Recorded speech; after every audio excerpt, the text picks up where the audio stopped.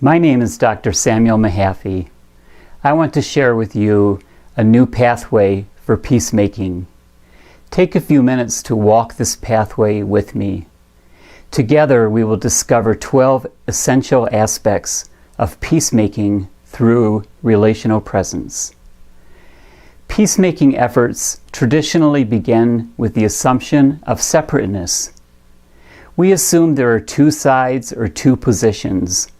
Focusing on these two positions, we set an agenda for trying to reach some meeting ground. I know this traditional pathway of peacemaking well. I traveled down this road for very many years as a mediator of conflicts in businesses, organizations, and between people from nations at war with each other. Finding the middle ground in conflicts is a tough business. It was such a profound change for me to discover the life-giving pathway of relational presence. Allow me to share with you the 12 aspects of peacemaking through relational presence. First and most importantly, peacemaking through relational presence does not begin with the agenda. In fact, relational presence is the agenda. While an agenda may emerge, this approach begins with attentiveness to the relationships and not to the agenda. This leads to the second aspect of peacemaking through relational presence. That is the primacy of relationships. Very simply, relationships come first. Care for relationships determines how and why decisions are made. Relationships come before knowledge, before information, and before fact-finding. The notion of fact-finding is important in traditional approaches to peacemaking. That brings us to the third aspect of peacemaking through relational presence, valuing the place of unknowing. As participants in peacemaking processes, we discover that we really may know very little about the conflict and the causes of the conflict, and that is okay. We accept instead that we will take a journey of discovering together from the place of unknowing, new understanding of the situation that has brought us to do battle with each other. Discovering together means listening together. We call this relational listening. It is fundamentally different from active listening. Active listening is the process of listening to someone, while relational listening is the art of listening together for new understanding. Relational listening is the fourth aspect of peacemaking through relational presence. But peacemaking through relational presence involves more than just listening. It calls us to exercise our peripheral vision. That is the fifth aspect of this approach. Imagine peacemaking as a dance that we are engaged in together. On the dance floor, we may be dancing with one partner, but in our peripheral vision, we see others dancing all around us.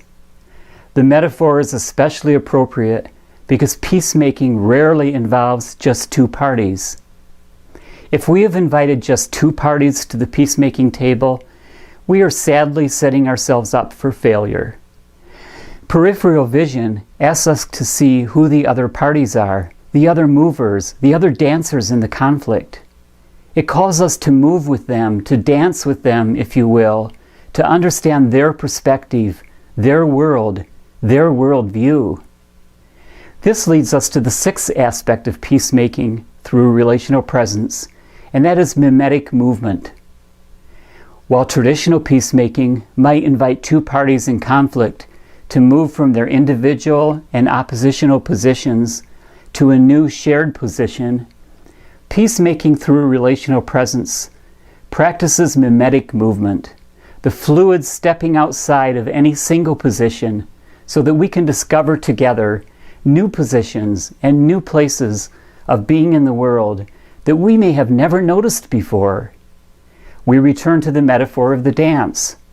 It is hard to maintain intransient positions when peacemaking is a dance of mimetic movement. When we find new shared ways of being in the world, we become a gathered community. This is the seventh aspect of peacemaking through relational presence. Even if we come from tribes, nations, or institutional departments that have been traditionally in opposition, we may accept that we can be a community of participants coming together with the intent of being present to each other. This calls forward a sense of being self-aware and other-aware. We gather together in this community of the present moment, apart from the conflicts that have traditionally divided us, to discover a new sense of who we are and might be together. The eighth aspect of this approach is intentionally welcoming the stranger. It calls us to step outside the circles we are most comfortable in and experience the world of the stranger in our midst. A great deal of conflict arises simply because we find it hard to accept the stranger and those who are different from ourselves. Conflict can be a way to protect our sameness. Welcoming the stranger can be a way to move toward peacemaking. The ninth aspect of peacemaking through relational presence is valuing silence. Peacemaking processes often push oppositional parties to talk to each other. There is a sense that as long as the parties are talking, progress is being made. What may be needed first is time to be in silence with each other. Silence can carry complex and multiple meanings. Conflict is noisy and loud. Peacemaking through relational presence powerfully invites silence into the space that we share together. The 10th aspect of peacemaking through relational presence is intimacy. That may sound like a strange thing to invite into a conflictual situation, but the truth is that we must allow the experience of getting out of our heads and into our hearts to emerge in order for there to be peace. Intimacy is quietly inviting the other into our world. That is the 11th aspect of peacemaking through relational presence.